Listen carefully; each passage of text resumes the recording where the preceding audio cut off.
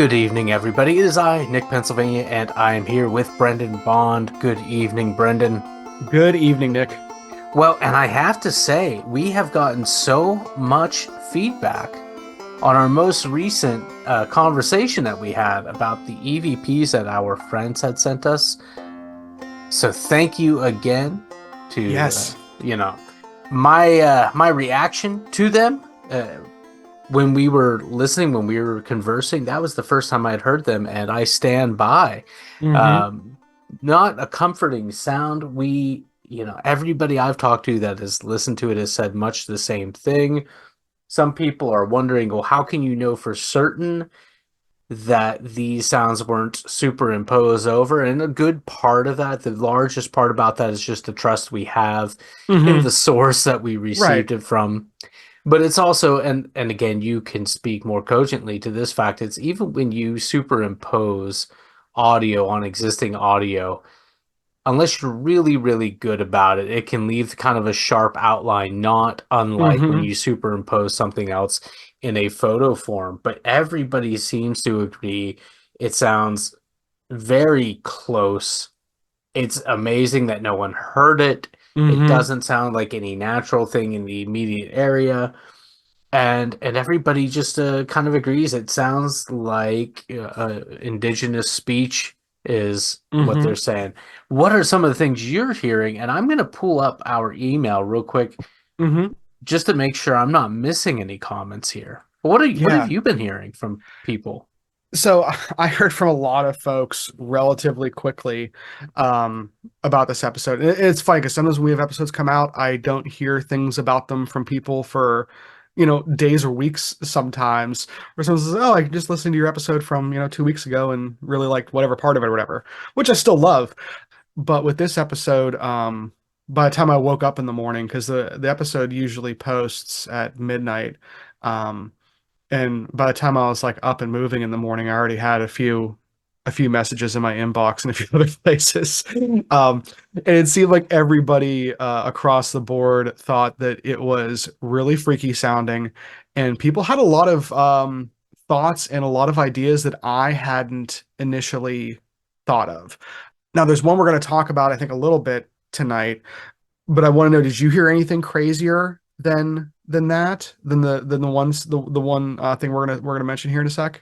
No, I'm going to go back and just say that this is again putting a lot of confidence in the people we received it Yeah. from, because having heard a lot of different EBPs, because as I said in our conversation, they are just, even when I can clearly, unequivocally explain what they Mm-hmm. are still unsettling sounding. We talked a lot about tape decay and everything, Mm-hmm. and one of the things that I had in a conversation with a friend was just he reminded he reminded me that a lot of people utilize magnetic tape, cassette tapes, or microcassette tapes because they ascribe a belief that it's the magnetic aspect of Mm-hmm. cassettes that enables these EVPs to be transferred.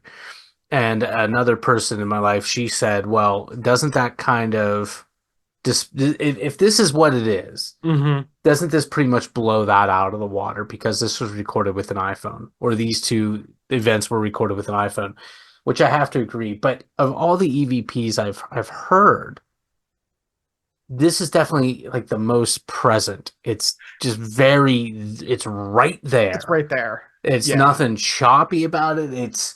Gosh, it's just really unsettling. It is. It is. And the funny thing is, like, when I hear them on the radio, when I see them on TV and they're too clean like that, Mm-hmm. I'm more suspicious of them. I just assume, like, oh, of course, they need the ratings. This Right. is be very easy to fake. We Mm-hmm. are putting so much trust that they're being honest with us, but the TV lies to us all the time. And Right. and again, I was a cameraman for the Today Show for one day. And I Right. remember, like, oh, we had to do a shot where we're meeting at a door outside Akron, Ohio, and nobody questions, like, why is everybody already mic'd up? Oh, Right. because they've been sitting chatting for like half an hour Right. already. Now we're gonna have them pull around the block and we're gonna film Mm-hmm. the initial interaction. Yeah. No question. How can we hear It's them so well without like a boom in the area? So it's yeah, yeah. the TV lies to you all the time. So why would so? But again, I have confidence in the people we receive these from. So it's just it's very I'm unsettled. And I kept Yeah. saying like, oh, we're jumping to, we're leaping, we're stretching, we're reaching, Yeah. It's we're hard already not to. ascribing this to a voice. Right.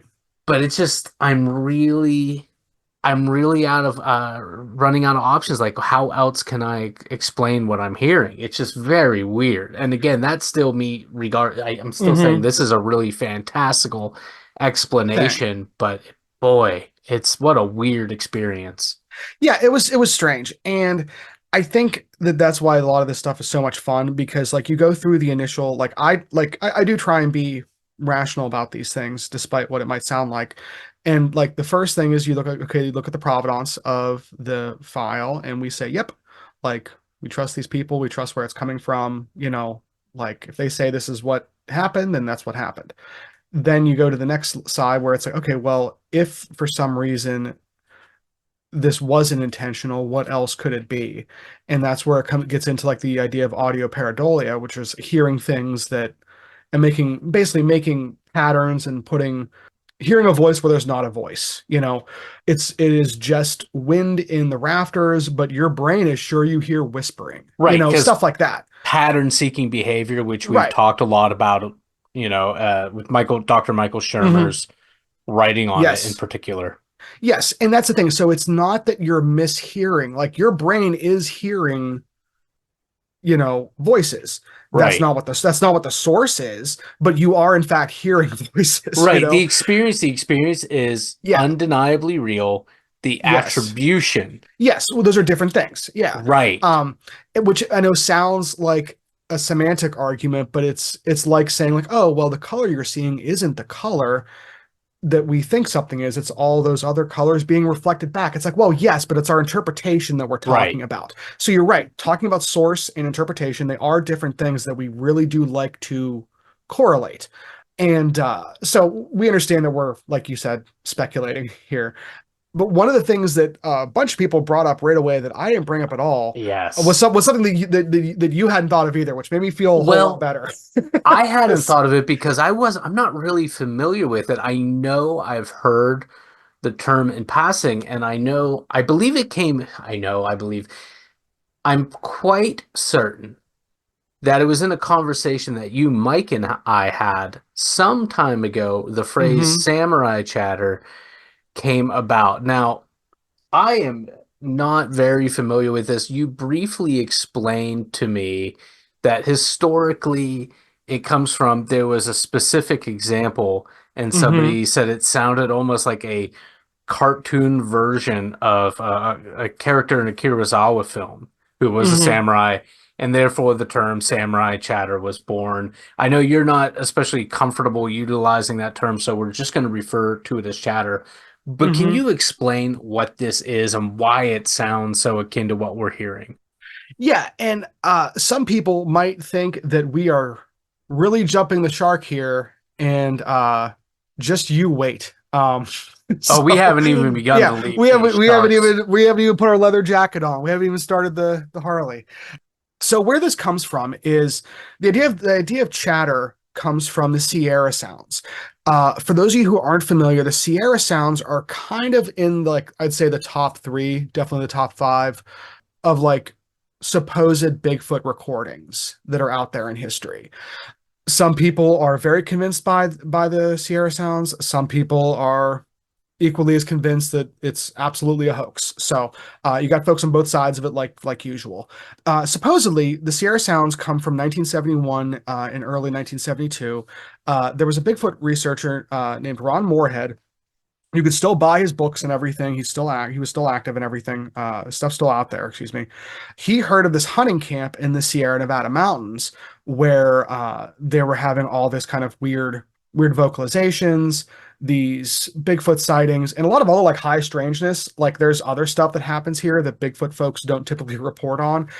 There was like rod style lights being seen in the woods and a bunch of other weird stuff. So just overall weird place. So Ron Moorhead goes out there to research. Um, After kind of realizing that there is something going on there, he brings a journalist named Alan Barry, who brings a bunch of recording equipment. Now, he originally goes up to this camp to, he thinks, read a story and possibly debunk what these guys are, these dudes that are just in the woods hunting are running into.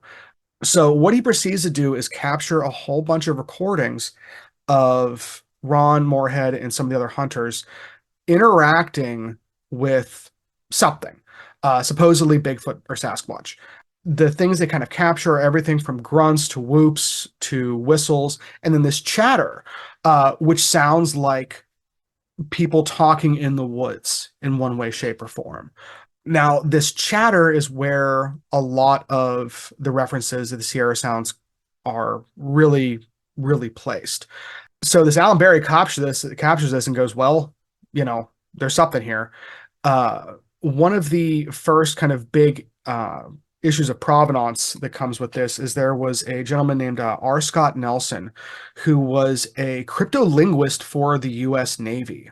So, like, military trained. He analyzed these recordings and said that this was a form of speech. So, a linguist early on said that this is something talking. It's not a known Right. language, but it is language. Right. We Um, can, and that's how we are able to know if, like, prairie dogs mhm. have a language of distinct words, even if we don't directly yet know what these certain sounds mean. There are, like, you can see a building and you can see features of a building and understand this is an industrial building, this is a commercial building, this is probably a Yeah, domicile, even if it's entirely unrecognizable to you as such right. a thing. There's attributes to language that exist that can help you feel them out. So I take stock in that. Right. And um so that was in and that came out again, I think in 74 was that analysis happened. But so what you're hearing in these recordings, like I said, the different types of vocalizations and everything, and it sounds like multiple people like talking and yelling back and forth. We say people, there is evidence that was done under a study at the University of Wyoming that said that the vocal range was broader than what humans possess. Now, this is something I talked about last week, where oftentimes when you have what are quote unquote like straight paranormal EVPs, you have them showing up either below or above normal human vocal ranges, Right. um, which I would love to talk to someone who is like an audiologist, like someone who understands like how sounds are made in like a human's throat and nasal cavity and head and chest. The Um, whole contraption, the in whole other words. contraption, yeah.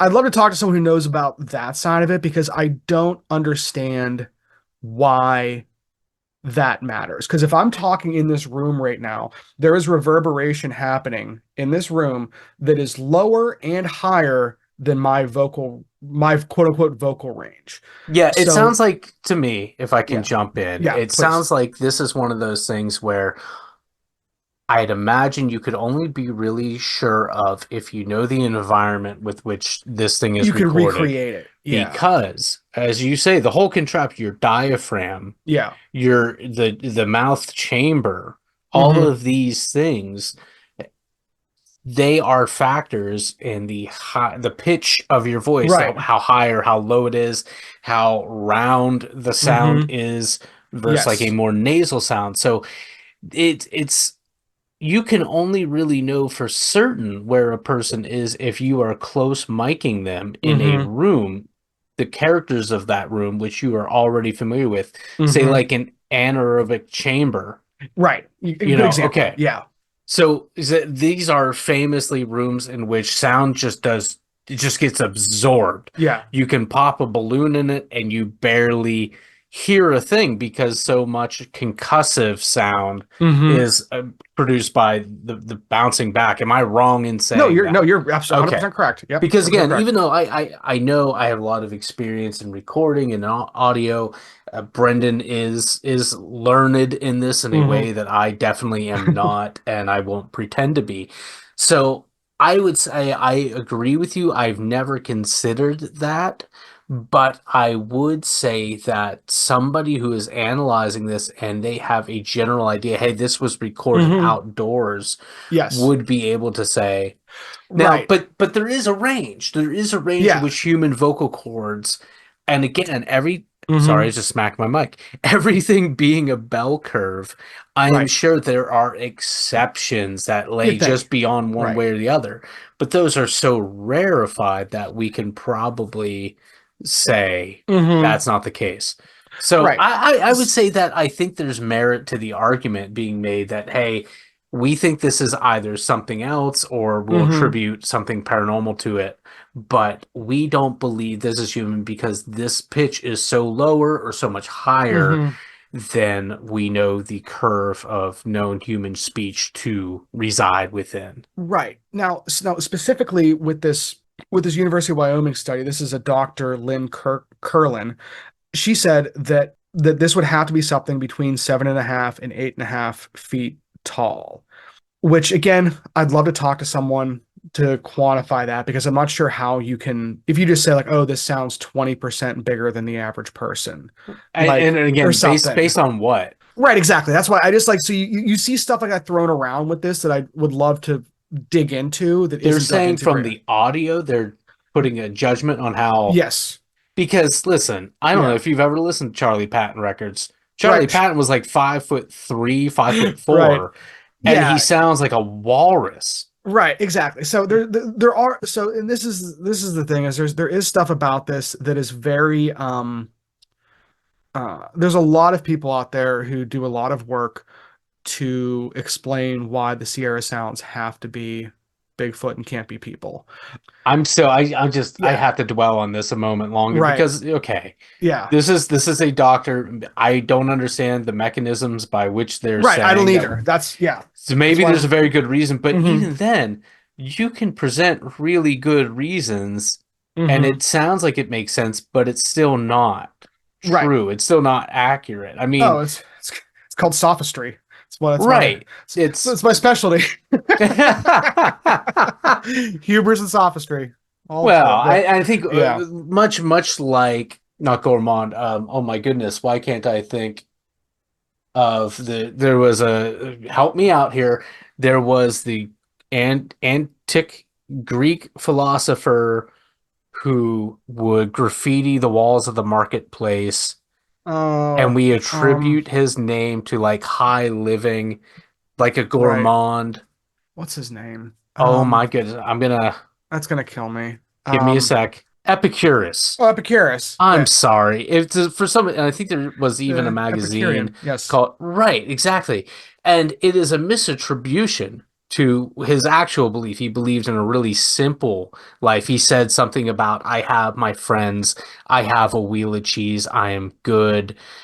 Much like Machiavelli, Right. we misattribute these things. And Mm-hmm. well, I'm sorry, Mm-hmm. what was the example you just used? I Oh, I sophistry. Sorry, oh, sorry, sophistry. Yeah, sophistry. yeah, yeah. Yeah, Okay, because yeah. I would say that the or that is another thing that the meaning of that word has shifted because Right. it's my understanding that sophistry initially were people that looked at education and rhetoric and they were specifically utilizing it for utilitarian Yeah, purposes, it's whereas now we yeah. attribute it more to like pseudoscience and pseudo Right. Sophistry. academia. Yeah, so sophistry like is traditionally defined as making the weaker argument seem the stronger.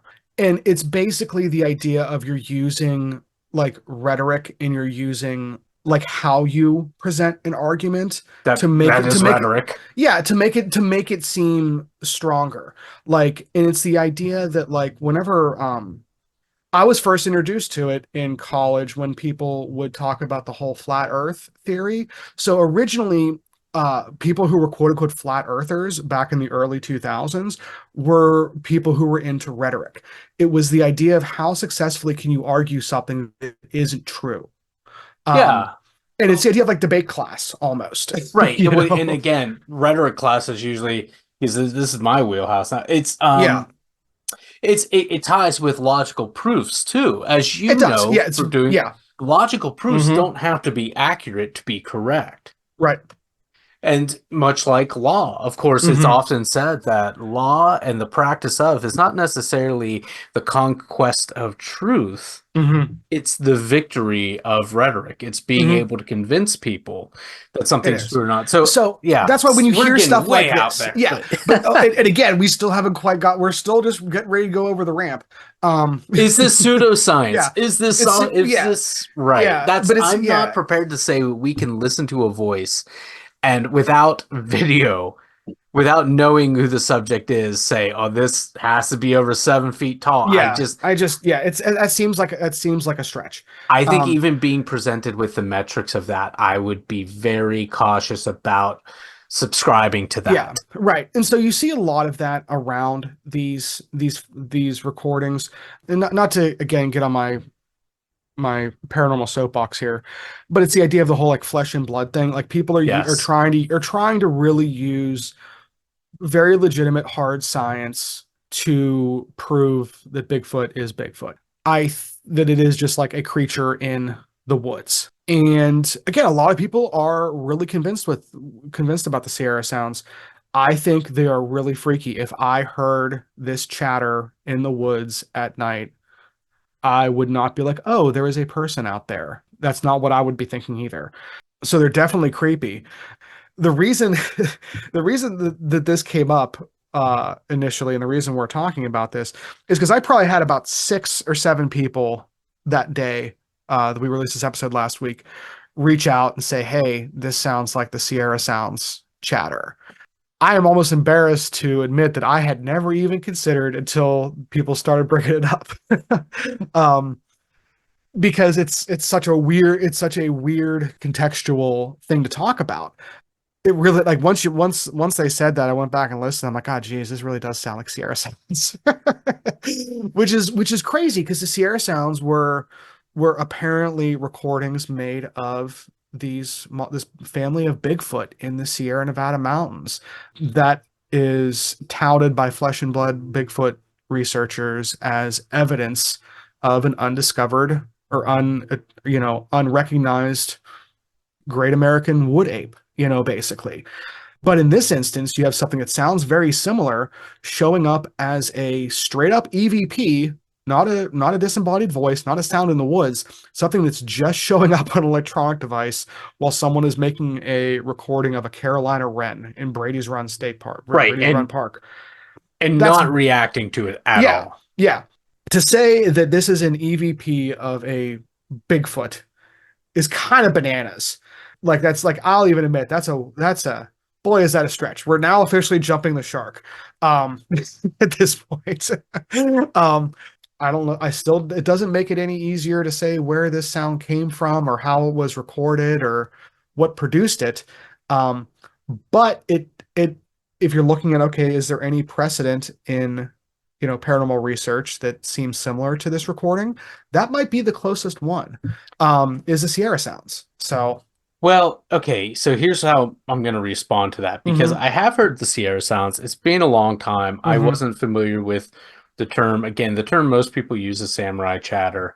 hmm I have to say this.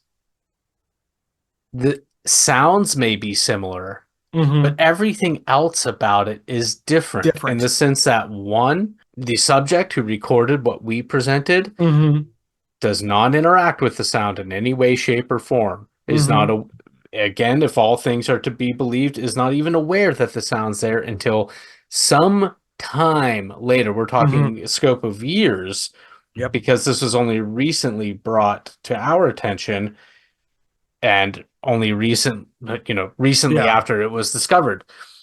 In the Sierra Sounds, there's interaction, there Interaction. is Yep. distance. hmm And I don't think based on those two things that you can attribute hmm the same thing. It might sound similar, but again, just because you might be able to say, "Hey, this clearly is some sort of language." hmm I buy that. I Yeah. understand that. I can see structure in language even if I don't understand the meaning. Right. We don't have large enough sample size from either event to be hmm able to conclude that these are the same thing. Oh, for sure. We Yeah. don't have enough the phonetics of the, Hmm. they might be very similar in the way that they sound, and I'm not prepared to go beyond that statement. I agree. I agree. I'm not saying I'm not saying this is a disembodied Bigfoot voice either. It's an interesting comparison, and it's probably the most fun explanation I've heard. Can't argue with that. So, and again, these people that are reaching out and mentioning this like aren't people who are like talking about it together. Like it's all like individuals, So, um, I thought that was funny, and I really appreciate people listening so attentively and reaching out to us whenever we fail to mention something that seems obvious to them. Yeah, Uh, and I just have to go back and say that yeah. I think anybody, once they hear that, it makes you sit up. Is there any chance we can just put that audio in here one more time for those who maybe need a refresher or somehow have stumbled upon this episode without having Oh boy, heard? this is your first episode. I know we always say that, but yeah, yeah. So Welcome what? aboard. Yeah. So what I'll do is I'll play because there's two of them. I'll play each one three times real quick right here.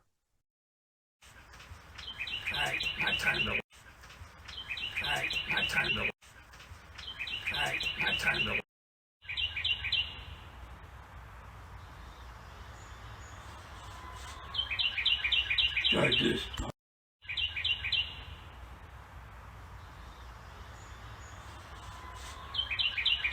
Like this.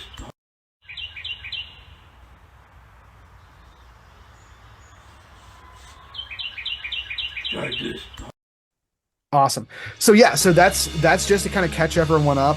Still unsettling sound. But now I do want to go back to Brady's run even more now, see if I can do some poking around. Who knows? Maybe there is something out there that wants to be found.